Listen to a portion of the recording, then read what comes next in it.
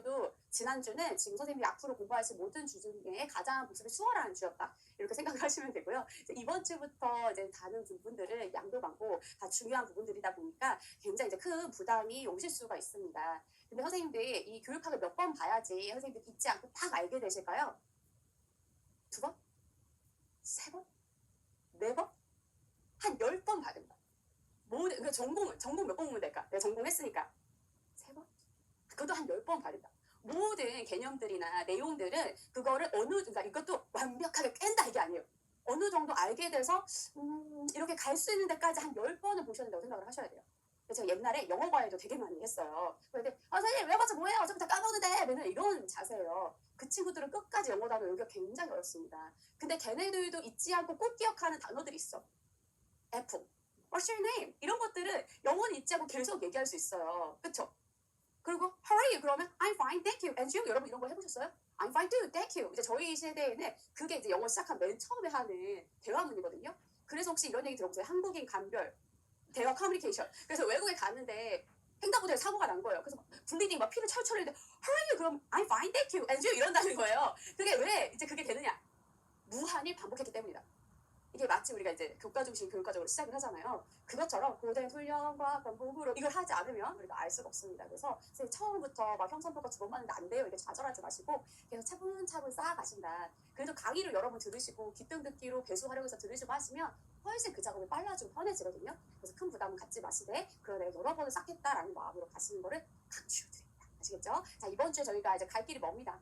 사실은 이제 오늘 오전에 이제 내 시간이 있고 직관 기준으로 보면 점심 2시부터 3시까지 먹고 3시부터 한 5시 반까지 약 이제 수업이 진행될 거예요. 이제 사실 시간은 2시간인데 중간에 쉬시는 시간들이 있기 때문에 빼면 한 5시 반쯤 끝나게 되실 거거든요.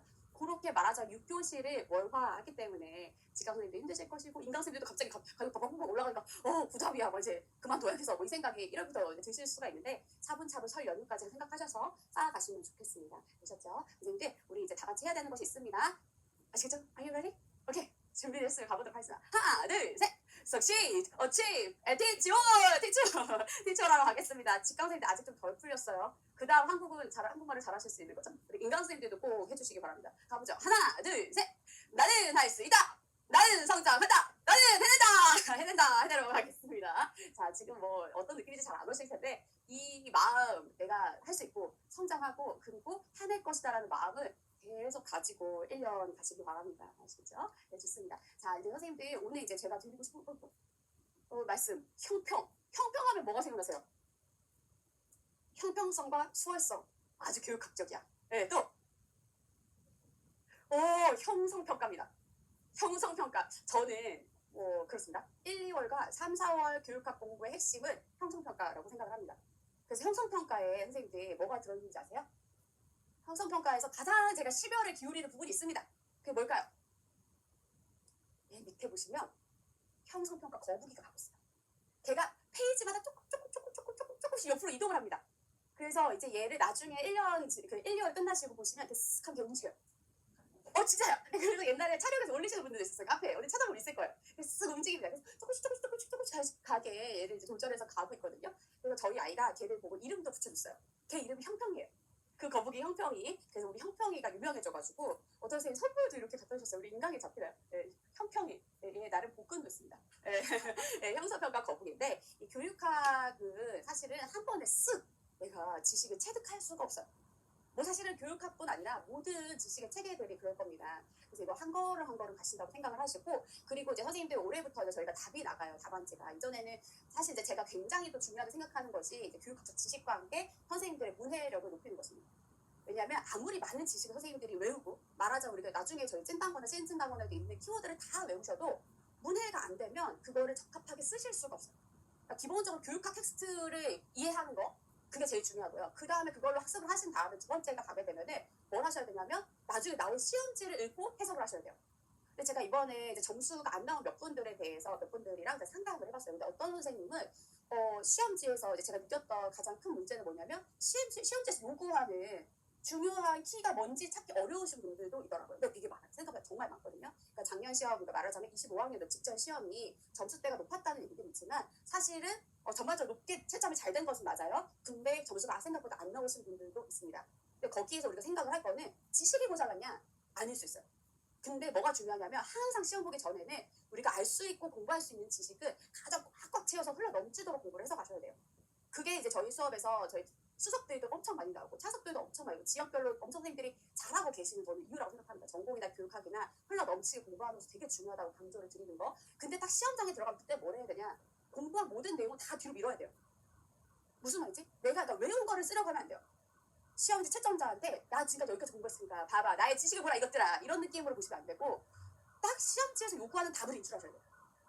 그리고 논술을 쓸 때 마찬가지 시험지에서 요구하는 맥락에 맞게 내가 답을 써줘야 돼요. 그리고 만약에 부족한 부분이 있다면 거기다가 좋은 말, 그러니까 교육학적으로 의미 있는 말들을 잘 녹여 써주셔야 돼요. 그게 소위 말하는 비비기에 제가 하나 더 얹어가는 깨치기입니다.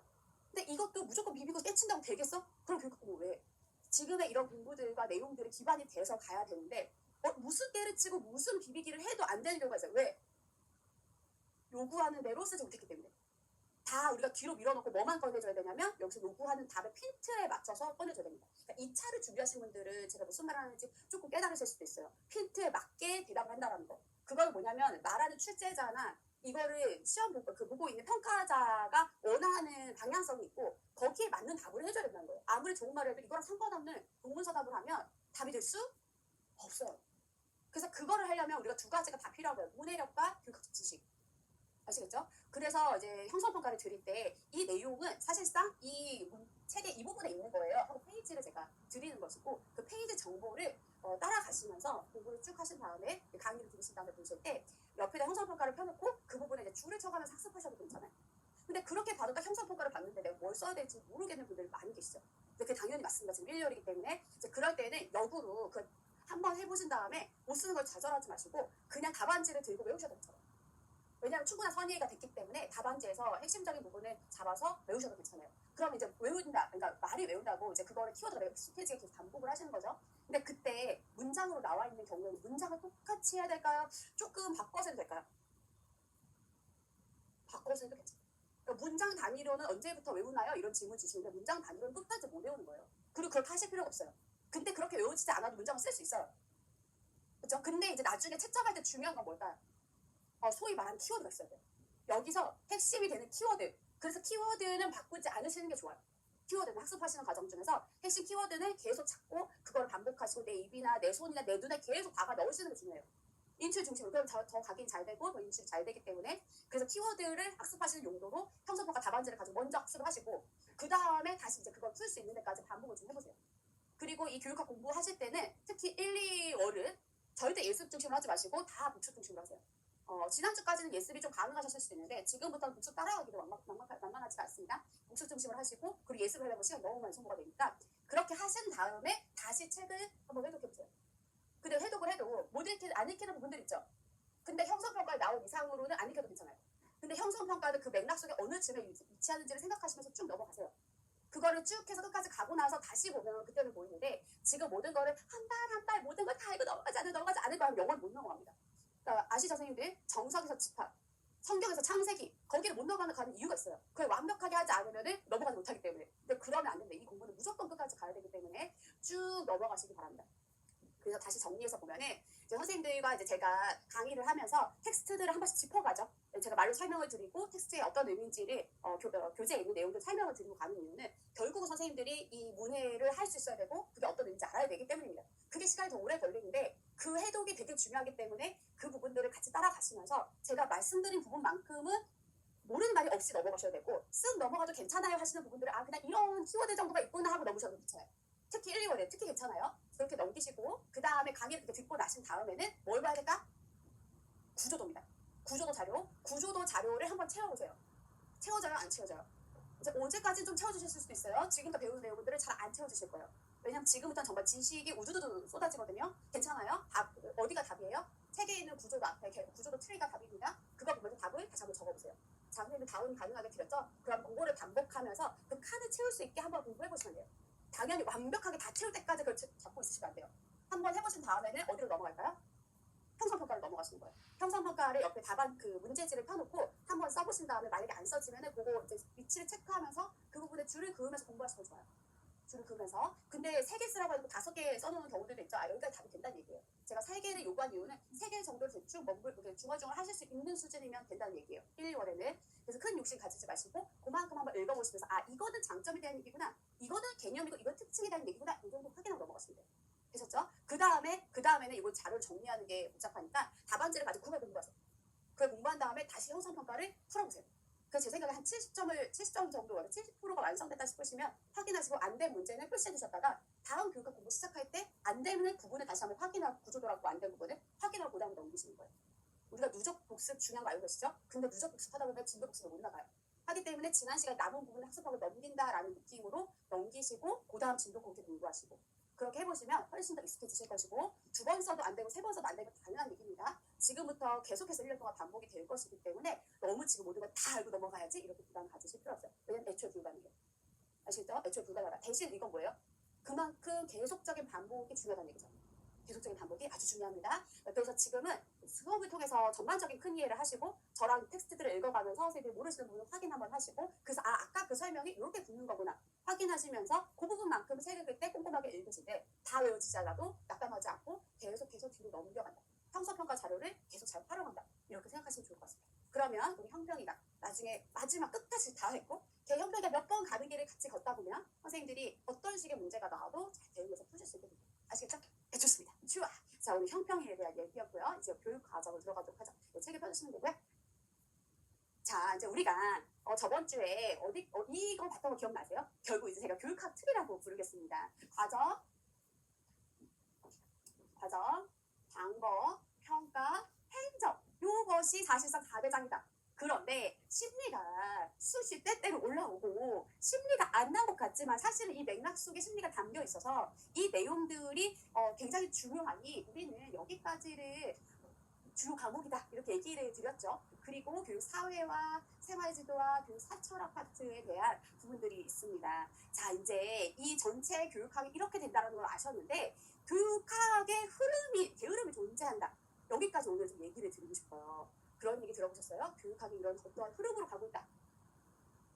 어떤 흐름으로 가고 있을까요? 왜냐하면 저 혼자 하는 얘기이기 때문에 못 들어보셨을 가능성이 있습니다. 근데 이거는 이제 전체적으로 정책을 보거나 아니면 여러 가지 이제 학술 논문들을 보거나 아니면 우리 교육학을 봤을 때 정말 중요한 대흐름이 있습니다. 어디로 흘러가고 있느냐? 지읒으로 흘러가고 있습니다. 거기다가 지읒을 하나 더 붙여볼 수도 있어요. 자, 뭐냐? 잠깐만요. 자, 하나는 바로 큰 흐름이 주체성이라고 하는 개념입니다. 주체다. 이 말 들어봤어? 안 들어봤어? 선생님 들어봤어요. 왜냐하면 어디서 들었냐면 교육의 이해부터 들었습니다. 학생이 주체이냐 아니면 교사가 주체이냐 누가 주체이냐에 대한 얘기를 들어봤죠. 그러면 원래는 누가 주체였어요? 교사가 주체였는데 이제 누구가 주체로 바뀌었다 이런 얘기 들어봤어요. 학습자가 주체다라는 얘기를 이제 교육의 이해에서 봤습니다. 근데 이 교육의 흐름이 하나가 그게 맞거든요. 이 주체성이라고 하는 건 에이전시라는 거예요. 얘가 능동적으로 혼자서 할 수 있는 존재다 라고 생각을 하는 거예요. 그래서 대흐름의 두 가지 중 하나가 뭐냐면 학생의 주체성이에요. 학생의 주체성. 그래서 스튜던트 에이전시라고 부릅니다. 학생이 능동적이고 주도적으로 해나갈 수 있는 존재라는 거예요. 그렇죠? 그래서 스스로 자기의 흥미와 관심사를 추구할 수 있고 내가 나의 상황들과 나의 시간과 나의 공부할 거리를 결정할 수 있는 주체성과 능동성을 가지고 있어. 그거를 교육에서 챙겨주는 것이 사실상 의미 있는 그거를 좀 한자로 바꾸면 뭐가 되는지 아세요? 의미 있는 유의미한 교육을 만들 수 있다고 본 거예요. 그래서 이런 용어들을 스튜던트 에이전시라고 얘기를 하고요. 이게 이제 어디서 사실은 얘기됐던 부분이냐? OECD라고 하는 이제 우리 단체가 있는 걸 알고 계시죠? 그래서 전 세계에서 선진국들이 모여서 같이 하는 경제 회의에서 우리가 앞으로의 교육의 방향을 전 세계가 어디로 끌고 갈 것이냐에 대한 논의가 활발하게 이루어졌습니다. 그리고 거기에서 스튜던트 에이전시를 확보하게 하는 교육이 중요하다. 그리고 핵심 역량들을 갖추게 하는 것이 중요하다는 얘기를 하게 된 것이죠. 그래서 우리는 이제 그 기조 아래에서도 우리나라의 교육 자체가 학생들의 주체성을 확보하는 부분으로 나아가게 됩니다. 그게 이제 교육 과정에 보면 어떤 방식의 용어로 풀어져 있어? 학생 참여형, 학생 중심의, 학습자 주도의. 결국 그게 같은 맥락에서 무엇을 강조하는 말이에요? 학생의 주체성을 강조하고 있는 말입니다. 아시겠죠? 그래서 사실은 이제 선생님들이 우리가 그 대우를 받잖아요. 뭐냐면 주형관에서 성장관으로 바뀌고 교사 주도에서 학생 주도로 바뀌고 맞죠? 만들어져 있는 이미 그 지식 체계를 바꾸는 것 학습하는 것에서 어디로 바뀌어? 경험, 학생이 능동적으로 하게 되는 경험으로 바뀌는 그 대흐름들의 이제 최신판이 이제 결국 학생 주체성을 확보하고 담보하는 방식으로 흘러갔어요. 이게 나중에 보시면 새롭게 나타나고 제한되는 모든 교육 과정이나 아니면 그 방법이나 평가의 방법에서도 묻어납니다. 그래서 학생이 뭔가를 주도적으로 할 수 있는 권한들을 많이 부여해주죠. 원래는 선생님들이 딱 정해서 해주던 부분들. 그래서 그런 부분들이 있구나. 학생 주체성이라고 하는 부분이 있구나 라고 생각을 하시면 됩니다. 이 학생 주체성의 부분은 사실은 문제로도 계속 나오고 있고요. 문제로도 계속 나오고 있고요. 그리고 지문에서도 계속 나오고 있고요. 대주제로도 나오고 있습니다. 이게 전반적인 교육의 대흐름이라고 보시면 되겠고 2015보다 2022에 더 많이 변합니다. 아시겠죠? 예, 그렇다. 나중에 이제 구체적으로 어떤 사례인지에 대해서 얘기를 해드리도록 하겠습니다. 한 예만 또 들고 갈까요? 대표적인 거 있죠? 고교학점제. 커리큘럼 자체를 아이들이 스스로 정할 수 있어. 또 자기평가, 스스로 자기 학습을 평가해. 그리고 내가 어떻게 무슨 방법을 할지에 대해서도 선생님이 정해진 방식으로 강의식을 하는 게 아니고 애들이 같이 참여해서 정할 수 있게 하는 거예요. 우리가 학생을 참여시킨다는 얘기 많이 들어보셨죠? 학생을 참여시키면 그만큼 애들이 주도적으로 할 수 있는 역량들이 늘어나요. 할 수 있는 영역들이 늘어나요. 누구랑 할지, 무슨 과제를 할지, 언제까지 할지, 어떻게 제출할지 이런 모든 것들을 선택하게 선생님들의 대학 교육들이 보통 그렇지 않나요? 학생의 주체성을 많이 부여한 형태라고 할 수 있죠. 하물며 2022 개정교육과정의 대목표가 뭐죠? 포용성과 창의성을 갖춘 주도적인 사람. 주도적인 사람이라는 것 자체가 학생의 주체성을 강조하는 겁니다. 이렇게 보시죠. 자, 그런데 또 하나의 주체성을 강조하는 게 뭘까요? 교사 주체성. What? 이거 좀 말이 안 되는 말 같지 않아요? 그럼 이제 teacher agency가 됩니다. 왜? 이게 어떤 부분에서 조금 선생님들 마음에 딱 안 와닿지 않으세요? 왜냐? 학생과 교사 사이에서 우리는 학생에게 주체성을 주겠다고 했는데 갑자기 교사의 주체성이 나왔다고? 이거 좀 어불성설 아니에요? 대피라미드. 아마 이제 내일쯤 다시 보시게 될 것이고 사실 우리가 얘기를 했습니다. 뭐냐면 공식적 교육 과정의 유형 중에 국가 중심 교육 과정, 시도교육 정부 지역 수준의 교육 과정, 그리고 학교 중심 교육 과정이 있어요. 다시 그리고 그 밑에 교사 중심의 교육 과정이 있습니다. 이건 어떤 의미일까요? 딱 정해진 표준화된 개발된 국가 중심의 그 교육 과정을 그대로 따라갈 것이 아니라 그거를 참고로 하되 교사나 학교가 자율적으로 교육 과정을 재구성하거나 만들어서 운영할 수 있어요. 수업에서 큰 틀에서 여기까지 목표에 닿으셔야 됩니다. 이거 엄청 강조하지만 어떻게 그 목표에 닿을 것인지 어떤 식의 방법들과 평가를 사용할 것인지 딱 정해져 있을까요? 이런 유로 하세요 정도로 제한되어 있을까요? 제한되어 있어요. 거기서 교사들은 능동적이고 주도적이고 주체적으로 구체적인 목표를 잡고 방법을 잡고 평가 방안을 만들어서 갈 수 있도록 하는 주체성을 부여받았다라고 보시면 됩니다. 그래서 요즘 학교 중심 교육 과정이나 어제 타바 같은 아니면 스키베가 같은 학교나 교사가 강조되는, 왜냐하면 학교 중심의 교육 과정이 강조된다는 게 누가 만드는 거예요? 그거를 교사 전원이 들어가는 것이거든요. 그렇기 때문에 그러한 이유가 지금 강조되는 것을 교사 주체성의 강조라고 하는 대흐름과 맞닿아 있다고 보시면 됩니다.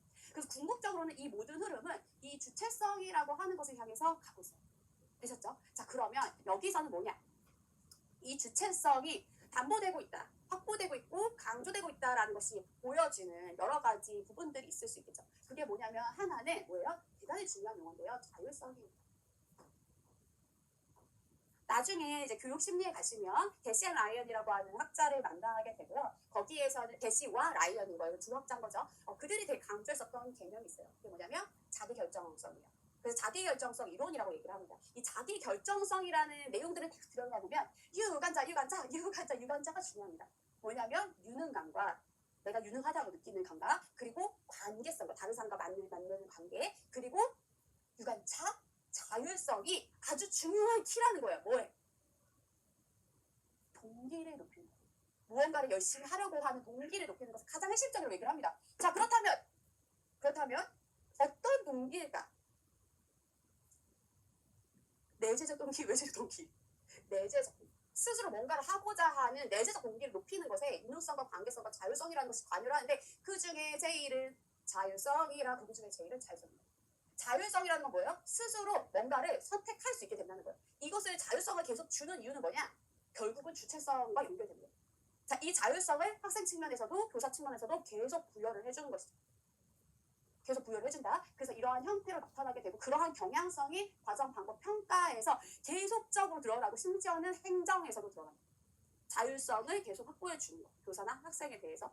아시겠죠? 요 흐름. 자, 그 다음에 그러한 부분들이 학생의 측면에서 우리가 보통 어떤 형식으로 나타나냐? 학생의 주도적인 학생. 그리고 교사 측면에서는 전문적인 교사. 라고 하는 부분들이 계속적으로 강조되어 간다라는 것을 좀 기억해 주시면 좋을 것 같아요. 그래서 우리의 지금 이제 교육의 방향성이 있다면 이미 정해져 있고 표준화되어 있고 쌓여져 있던 것들을 그대로 전수하고 이수하고 관리하는 그러한 시스템을 넘어서서 이제는 어떻게 하려고 하느냐? 학생이나 교사에게 자율성을 주고 주도성을 주고 주체적으로 해나갈 수 있도록 하는 것을 굉장히 강조하는 것이 전체 정책이나 강조되는 이론들의 핵심이라고 생각을 하시면 됩니다. 나중에 이제 어떤 부분들이 더 그러한지 더 구체적으로 보시게 될 텐데 오늘 이제 이걸로 오늘 저희 시작을 하는 이유는 경험 중심 과정, 교육 과정이 사실은 이제 이런 부분들을 많이 반영하고 있기 때문입니다. 근데 생각해 보세요. 갑자기 OECD에서 주체성을 갑자기 강조해?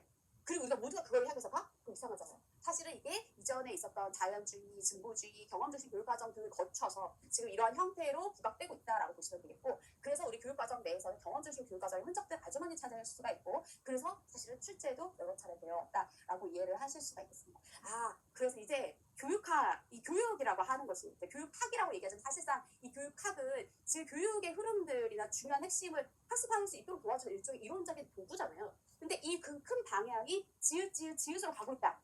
이거를 이해하시면 이제 앞으로의 내용들을 이해하시는데 아주 큰 도움이 되실 겁니다. 하여서 주연반이 성장반으로 바뀐 것이고 그래서 학생 중심과 학생 주체성을 강조하게 되는 것이고 교사의 자율적인 영역들을 강조해 주는 것이구나 이렇게 이해를 하시면 돼요.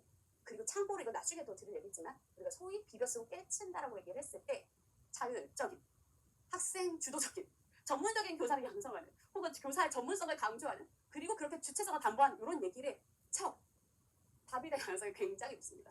네, 아주 중요한 소위 비비고 깨치는 키워드다 이렇게 생각하시면 되겠습니다. 되셨죠? 네, 좋습니다. 이제 본격적으로 뛰어 들어가보죠. 자, 우리 이제 교육과정 안에서 개념과 유형을 살펴봤고요. 이제 발달 부분을 보면서 이제 마무리가 되었습니다. 그렇죠? 그래서 이제 선생님들 보실 때 교육과정의 개념 받고 유형 봤는데 여기서 계속 또 질문이 나오더라고요. 초기에는 공식성을 가지고 공식성이 있으면 공식적 교육과정이 없으면 잠재 0 이렇게 봤는데 나중에 이제 점차 이게 확대가 되면서 공식 이거 초기 버전인 거죠. 나중에 확대가 되면서 어디까지 왔어요? 뭐냐면 공식성이 있어도 책에 나와 있어도 가르치지 않으면 0 교육 과정이야. 그래서 여기서의 키는 뭐야? 0 교육 과정은 필요한 내용인데 배제된 거야. 그래서 어떻게 된 거야? 애들이 배울 기회를 갖지 못한 거야. 그게 핵심이 되는 것입니다. 그래서 나왔냐 안 나왔냐 공식적이냐 안 공식적이냐는 이제 그 논의를 이제 넘어선 거죠. 가장 공통되는 논의는 목표에 부합하고 가르칠 만한 가치가 있지만 학생들이 배울 기회, 한자로 말하면 학습 기회를 갖지 못한 것이다. 이렇게 생각하면 이게 이제 영어 교육 과정입니다. 잠재적 교육 과정은 배웠어, 못 배웠어? 걔는 배웠어요. 다시 말하면 경험을 했어요. 무조건 경험을 했는데 의도한 경험이야, 의도하지 못한 경험이야. 보통 이제 의도하지 못한, 그러니까 계획되지 않은 경험을 했다가 일반적인 관점이라고 했죠. 그러면 이제 잠재적 교육 과정이고 사실은 내가 의도를 넣어서 너희들에게 이렇게 노동자로 가르치려고 한 것이지 이렇게 돼서도 어쨌든 경험하고 공식적으로 나타나지 않아. 그러면 순거지 교육과정이라고 하는 범주에 들어간다는 것이죠. 네, 좋습니다. 그래서 얘는 경험을 했어. 다시 말하면 발생을 했어. 경험을 얘는 발생을 안 했어. 이렇게 부분에서 보시면 되겠습니다. 되셨죠? 네, 좋습니다. 그리고 우리가 교과 중심 교육과정 맞고 경험 중심 교육과정 맞습니다. 교과의 키가 뭐랬어? 지식, 학문의 경험의 키가 뭐랬어? 경험입니다. 학생들의 흥미와 관심이에요. 그래서 이 지식을 강조하면서 교육과정을 구성하려고 할 때, 조직하려고 할 때 나타나게 되는 교육과정 유형들이 분상, 이렇게 간다라고 얘기를 드렸죠. 근데 기본적으로 분과형과 상과형, 분과형이 이제 가장 볼 수 있는 국영수과서 응미체다. 그래서 그런 설명을 드렸었고 상반형은 이제 한 두 과목 정도의 것들을 관련되는 연결 집기 수준이다 얘기를 드렸죠. 그 다음에 광역형과 융합형은 점차적으로 통합이 이루어져 있다. 책에 따라 조금 차이가 있기는 하지만은 기본적으로 여기는 넓게 묶어서 가르치려는 것의 핵심을 가지고 있는 것이고 그러나 넓게 묶는 과정 안에서도 역시나 뭘 전달하는 게 중요해. 지식, 그게 핵심이에요. 잘하셨어요. 지식을 전달하는 게 중요해까지 간 것입니다. 제가 약간 지난 시간에 약간 실수를 한 것 같아요. 융합형을 디버전트라고 얘기 드렸던 것 같은데 그랬나요? 네, 컨버전트.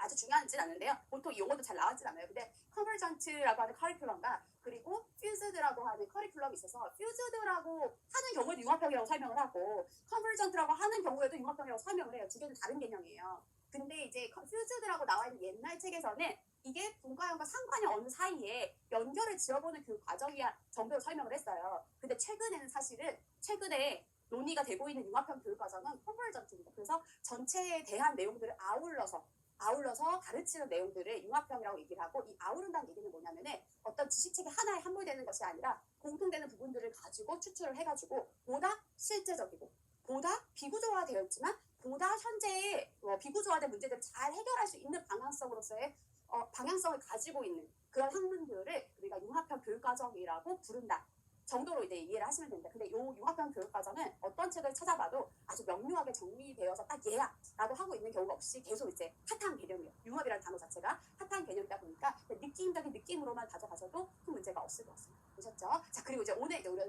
더 구체적으로 보게 되는 경험 중심 교육과정인데, 흥미나 관심이 중요하다는 것까지 했죠. 그리고 그러한 흥미나 관심을 중심으로 조직하는 유형을 이제 가볍게 좀 살펴보도록 하겠습니다. 그리고 나머지 이제 교육과정 보게 될 텐데요. 자, 이제 여기서 보죠. 자, 경험 중심 교육과정을 조직하는 유형 중에 생활 장면, 활동 중심, 생성역 중액이 있습니다. 자, 생활 장면 중심 설계라고 하는 것은 뭐냐면 현대 학습자가 현대 사회를 잘 살아가게 하는데 중요한 내용들, 그러면서도 사회 개선에 도움이 되는 부분들이 뭔지를 살펴보고 그거를 가르칠 내용들로 보는 거예요. 그래서 현대 사회에서의 문제들을 해결하는 게 중요한 것으로 보입니다. 자, 그래서 어떤 문제를 잘 해결해가는 게 중요한 포인트가 되는 것이죠. 자, 그러면 이제 여기서의 목적은 뭐가 되냐면 학습자가 현대 사회를 잘 성공적으로 살아가고 사회 개선을 해나가도록 하는 것이 핵심이 되게 되죠. 그래서 문제를 잘 해결하려고 합니다. 근데 이 부분들이 뒤에 보면 활동 중심이랑도 겹쳐요. 그 선생님들이 이제 특히 이과 선생님들의 어려운 점이 뭐냐면, 이과에는 어떠한 개념에 속하면 다른 개념에 속하지 않아야 돼. 되게 배타적인 개념이죠. 근데 교육하고 똑똑똑 떨어지지가 않아요. 똑똑똑 떨어지지가 않아서 여기서도 설명이 가능하고 저렇게도 설명이 될 수 있는 부분들이 있어요. 그럴 때는 어떻게 우리가 받아들이시면 되냐면 지향 방향, 어떠한 방향성이 있다라고 생각을 하시면 됩니다. 왜냐하면 우리가 이제 좋은 교사가 되겠다라고 하는 어떤 방향성을 가지고 공부할 때 딱 정해진 방법만 있는 것이 아니잖아요. 그래서 우리가 공부하는 방법들도 다양하게 보여질 수 있는 것처럼 교육이라고 하는 것을 똑똑똑 떨어지고 완전 수학 법칙처럼 정해진 게 아니에요. 그래서 좀 더 열린 마음으로 얘는 이런 지향이 키로 남아서 걔가 산다고 걔를 강조하는 것이 이런 것이구나 정도로 이제 받아들이시면 됩니다. 그래서 이러면 좀 그렇지만 키워드를 알아가시는 게 중요하다고 느낍니다. 키워드 되셨죠? 자, 그래서 전반적으로 이렇다, 여기는 뭐 나중에 더 자세히 볼 것이기 때문에 그렇기는 한데, 사실은 우리가 살아가면서 지금 당대에 생기는 문제들을 학습 내용으로 잡았어. 그럼 그게 좋을까요, 안 좋을까요? 좋을 수도 있고 안 좋을 수도 있죠. 뭐가 좋냐면은 우리가 이거 우리 지금 삶에서 문제니까 이게 중요해. 예를 들어 코로나 시기에 코로나의 감염을 막는 방법, 이걸 수업 내용으로 잡는 거예요. 그럼 이거 지금 너무 중요하잖아. 코로나 안 걸리는 게 중요하니까. 근데 문제는 뭐예요? 당장 지금만 돼도 그 내용은 의미가 있어요, 없어요? 없어요. 세상은 급변하고 있기 때문에 이렇게 당대에 중요한 것들을 결정을 해버리면 시간이 지나가 됐을 때 걔는 의미 없는 내용이 되어버리죠. 의미 없는 거 열심히 배우면 나중에 허망해요. 뿌듯해요. 허망하죠. 예, 이것이 갖는 한계점이다, 이렇게 이해를 하고 넘어갔으면 됩니다. 보셨죠? 쭉 읽어보시면 되고요. 자, 이제 활동 중심 설계인데요. 얘는 사실상 뭐의 형태를 가장 이제 많이 보여주나요? 얘는 제가 그때 이제 설명도 드렸었는데, 얘는 경험 중심 교육 과정에서 강조하는 지향 방향이라고 생각하시면 돼요. 그냥 경험 중심 교과서 가장 많이 활용하게 되는 설계 유형입니다. 뭐를 중시해? 활동을 중시해. 활동을 중시하는 말 다른 말로 하면 뭐예요? 경험지. 아이들의 경험을 중시하면서 모든 경험 자체가 다 교육과정이라고 봅니다. 그래서 우리가 이 활동 중심 교육과정에서 마치 경험 중심 교육과정에서 그 키워드처럼 뭐를 강조해? 애들의 흥미나 욕구를 강조하게 되고, 잠깐만요. 애들의 흥미, 욕구, 학습자 주도가 되는 순간 어때? 애들은 능동적으로 참여하게 돼서 애들은 무슨 도적이야? 주도적이야. 애들은 주도적이 되는 것입니다. 잠깐만요. 선생님들을 주도적으로 참여시켜서 수업을 만들어가고 내가 관심 있는 걸 해요. 그러면은 재밌을까, 재미없을까? 재밌지. 수업이 재밌어서 열심히 참여할까, 안 참여할까? 참여를 해요. 그럼 얘는 무슨 기가 높아질까? 동기가 높아져요. 무슨 동기가 높아질까? 내재적 동기가 높아진다. 좋습니다. 그거 다 이제 선생님들이 여기에 키워드로 생각하셔도 되고, 사실은 얘가 경험 중심 교육과정의 본질과 맞닿아 있기 때문에 경험 중심 교육과정의 특징, 장점을 사용하실 수가 있습니다. 되셨죠? 자, 그래서 이제 이러한 방식 쪽에서는 지식도 배우고 애들이랑 혼자서 경험을 같이 보통 경험하게 돼. 같이 경험하게 되면 얘가 나를 빡치게 하다고 팍 그렇게 하면 돼, 안 돼? 안 되고 약간 캄다운하고 지금 뭐라고 했냐? 이런 거 배우잖아요. 이게 무슨 성장에 도움이 될까요? 전인적인 성장에 도움이 됩니다. 전인적인 성장. 무슨 성을 더 높이게 될까요? 사회성, 관심 없는 사회성, 관계성, 전인적인 성장들이 같이 이제 높아지는데 나중에 이제 영향을 끼치게 되고 그래서 성장이 전인적으로 이루어지게 한다라고 얘기를 할 수가 있습니다. 얘를 가장 잘 운영하는 대표적인 방법 킬 패트릭의 뭐겠어요? 구환법이라고 나와 있는데요. 이게 결국 뭐예요? 프로젝트입니다. 프로젝트가 구환법에 대한 영어 프로젝트의 한자 구환법 방법이 뭘까? 구환한다. 이렇게 생각을 하시면 되셨죠? 좋습니다. 그래서 장단점이 이제 설명이 되실 텐데요. 여기서 똑같이 문제 해결을 강조하죠. 얘 문제 해결 어디서 나왔어? 아까 생활장면 설계에서도 나왔단 말이에요. 그게 결국 같지만은 같은 거다 다른 거다. 사실은 현장에서 똑같이 보여줄 수 있어요. 근데 방점이 어디 있어? 생활장면 설계에서는 실제 지금 당대의 중요한 문제들로 이 생활에서 중요한 문제를 설정해서 그걸 풀게 한다는 것에 방점이 있고 그리고 보다 사회에 맞닿아 있다는 거. 이 활동 중심은 그냥 이제 학생들의 흥미나 관심사로 문제를 설정하고 그걸 해결한다는 데 방점이 있는 거예요. 문제 해결하는 것이 똑같지만. 되셨죠? 그 방점의 차이다라고 보시면 되겠고 사실 상대적으로 더 중요한 건 활동 중심 교육과정이에요. 되셨죠? 근데 이런 아까 이제 경험 중심 교육과정이 가지고 있었던 단점과 똑같아요. 뭐가 문제야? 애들의 흥미나 관심사로 교육과정을 설정하는데 이게 정말 가르치는 가치가 있는 건가? 그러니까 정말 유의미한 교육 과정이 되려면 그런 주제들의 의미가 있어야 되는데 그걸 찾기가 사실은 쉽지가 않는 것이고 얘네들은 기초학력 저하가 이루어질 수 있겠죠? 그건 다시 말하면 체계적이고 조직적으로 학습을 계획하기가 어렵다는 얘기가 됩니다. 보셨죠? 그리고 이제 선생님도 이거 그렇게까지 중요하진 않지만 이런 이제 질문 이런 용어들이 가끔 나오고 질문이 나옵니다. 사회적인 영향력이나 의무를 경시하게 된다. 네? 교육이에요? 그게 뭐죠? 이게 이제 나중에 전인교육에서 그 인간중심 교육과정에서도 비슷한 류의 얘기가 나오게 되는데요. 자, 우리가 이제 교육을 시켜 국가에서 교육을 관여해서 아이들을 다 교육시키고 교사까지 국가에서 선발해서 국가에서 돈을 주는 이유가 뭘까? 교육이라는 것이 굉장히 중요해서 그렇지만 어떤 의미도 또한 가지고 있냐면 우리나라의 부국 강병과 사실 연결이 되는 거예요. 우리나라의 미래와 연결되는 중책을 감당해 줄 수 있는 인재를 양성하기 위해서 교육이 필수적이기 때문에 그게 바로 교육이 가지고 있는 사회의 영향력이고 의무입니다. 그래서 애들이 좋아하고 흥미로운 것만 찾아서 해. 그러니까 이거는 직업에 대한 폄하는 안 돼. 모든 애들이 다 파이어를 한 다음에 다 유튜버로 전향을 한 거예요. 그리고 다 웹툰만 그리는 거야. 이거 절대 이거 아닙니다. 그리고 예를 들어서 막 별풍선 뭐 받는 막 그런 BJ 같은 걸로 애들이 다 활동을 해요. 돈을 다 되게 잘 벌어. 우리나라는 어떻게 될까? 다 비트코인 투자로 다 전업을 했어. IT 계열 막 종사자들이 다 그걸 전업을 어떻게 될까? 돈도 많이 벌고 흥미나 관심사, 돈과 막 이런 명예 그런 것을 쫓아가서 갔는데 우리 미래는 어떻게 될까? 진짜 흥미나 관심사를 쫓게 하는 것이 우리나라에 도움이 될까? 될 수도 있겠죠. 요즘 뭐 K 문화 한류가 있으니까. 근데 사실은 우리의 미래를 위해서라면 4차 산업혁명을 위한 인재들이 양성돼야 되고 그러한 인공지능에 대한 전문가들이 우리나라에 필요해요. 그러지 않을까요?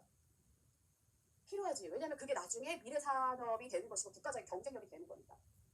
그런 의미를 얘기하는 거예요. 경험중심 교육과정이나 인간중심 교육과정이나 아이들의 흥미나 관심사가 중시되게 되는데 그것만을 강조하다 보면 어떤 일들이 생겨요?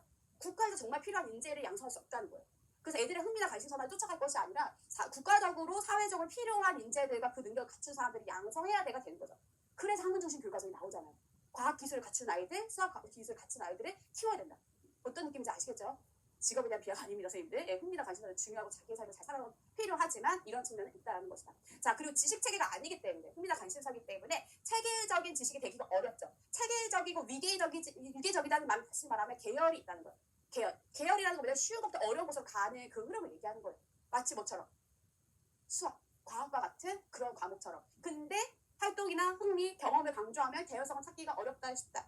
어렵다. 결국은 조직적이다, 체계적이다, 계열적이다 라고 하는 것들은 사실은 일맥상통하는 것이고 이건 어디서는 보장돼요. 교과 중심 교육과정에서는 보장이 되는 것입니다. 그러나 경험 중심에서는 이걸 확보하기는 굉장히 어려운 일이에요. 오케이? 표정들 괜찮은 거 맞아요? 네, 한 번 더 웃어주실래요? 누구 겁먹었어? 네, 좋아요. 좋습니다. 자, 생성형입니다. 여기서의 키는요. 교사와 학생이 함께 만들어간다라는 거예요.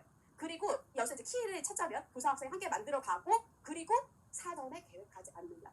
자, 교과 중심의 교육과정은 사전에 계획이 철저하게 되어 있어요. 어디까지 진도를 나가고 어떻게 나간다, 어떻게 복습을 하고 그 다음에 어디로 넘어간다.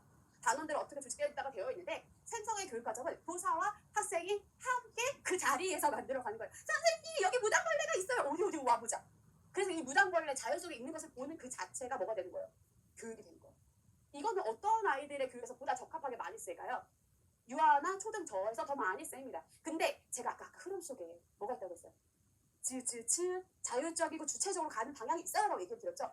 정해진 커리큘럼이 아니고 그때그때 애들의 흥미나 관심사나 요구에 따라서 교육과정이 정해지고 거기에 부응되는 선생님의 자율성에 따라 정해지기 때문에 사실상 그 대우력을 가장 잘 반영한 형태라고 생각할 수 있습니다. 그러나 얘네들은 그래서 자율성의 융통성이 되어 있지만은 그러나 얘네들은 어떤 게 문제가 되겠어? 가장 체계적이지 못하고 즉흥적이다라고 하는 부분에서 힘들죠. 그리고 실제로 가려진 부분들이 내용의 체계나 애들에게 유의미한 지식의 전달이겠는가에 대해서는 한계를 가지고 있습니다. 되셨죠? 그래서 이 내용 그렇게 이해하시면 되겠고요.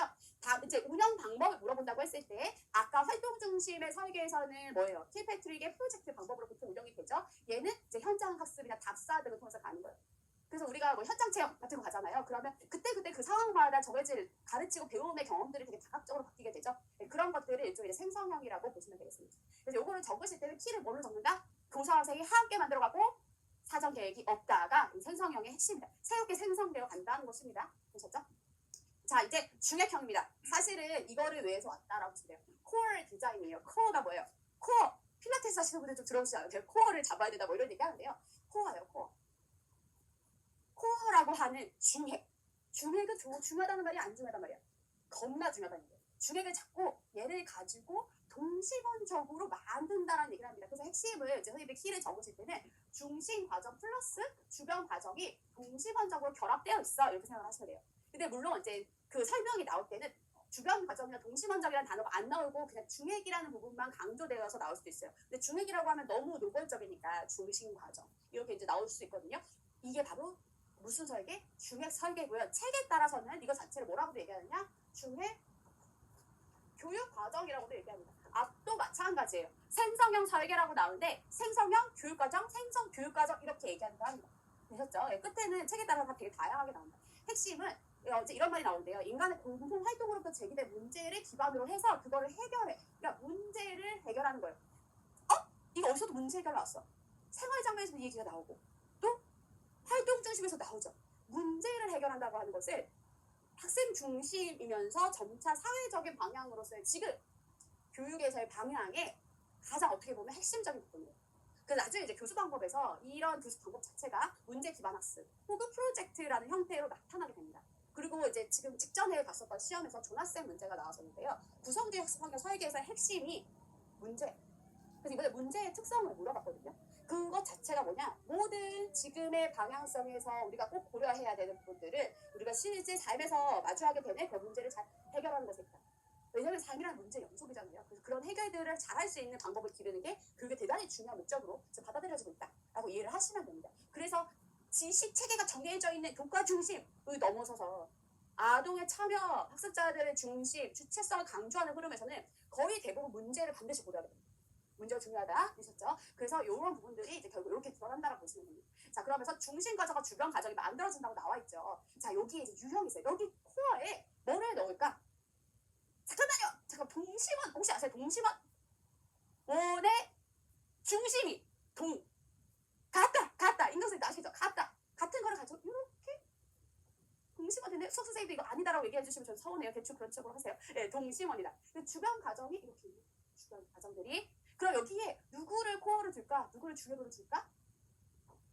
여기 이제 세 가지 저는 알고 가셨으면 좋겠는데요. 하나는 서브젝트, 교과입니다. 하나는요, 개인이라고 얘기를 하는데요. 결국 이 개인은 누굴까요? 학습자가 되는 거예요. 그리고요, 하나는요, 교사. 조금 더 사회 중심인데요. 사회예요. 교과와 개인과 사회인데 이 사회라고 하는 것은 결국은 이제 뭐가 되는 걸까요? 우리 사회라고 외우셔야 되긴 하는데 결국에 뭐냐면 사회적인 어떤 문제들이 그러니까 생각해보세요. 이 교과를 강조한다고 하는 거는 사실은 전통적인 지식에 대한 부분들이 모두 강조된 거죠. 우리가 분, 상, 광, 유 그렇죠? 주고 틀린 말뜻 하는 이유가 뭐냐? 사실 중핵이라고 하는 것은 지식을 대단히 강조하려고 만든 교과서는 아니에요. 하지만 코어에 교과를 넣으면 지식 전달이라고 하는 부분들이 이 셋 중에서는 상대적으로 부각이 돼요. 네, 그래서 책들에 따라서는 이런 부분들이 있기 때문에 중핵 교육 과정을 지식을 강조하는 교과 중심의 설계 방안, 조직 유형으로 넣기도 한다는 거죠. 근데 일반적으로는 이 뒤에 개인이나 사회 부분들을 훨씬 더 강조하는 교육 과정이기 때문에 얘는 경험 중심 교육 과정에서의 조직 유형이라고 보십니다. 자, 근데 이제 교과 중심이나 경험 중심 교육 과정, 나중에 이제 교과 중심 교육 과정 더 찬찬히 들어가 보면 그 안에 학문 중심 교육 과정 관련된 내용들이 들어가 있어요. 왜 교과 중심인데 학문이 구조 내용 들어갔죠? 이런 질문하시는데 그거 자체 키가 뭐기 때문이야? 지식이기 때문이에요. 여기는 경험에 있기 때문이고, 그리고 이 경험은 처음에 시작은 어디서 시작하냐면 아이들의 흥미나 관심사, 우리가 봤던 것처럼. 그리고는 어디로 얘를 확장하려고 하느냐? 사회 전반의 문제로 가려고 해요. 실제적이기 때문에. 왜냐? 이 교육은 뭐가 돼야 돼? 목표가 사실은 실제 삶을 잘 사는 게 돼야 돼. 그쵸? 자기의 실제 삶을 잘 사는 게 되어야 되다 보니까 사회에 있는 다양한 무슨 죄죠? 실제적인 무슨 죄? 문제. 이거 진짜 키요. 해보세요. 실제적인 문제. 해볼까요? 시작. 실제적인 문제.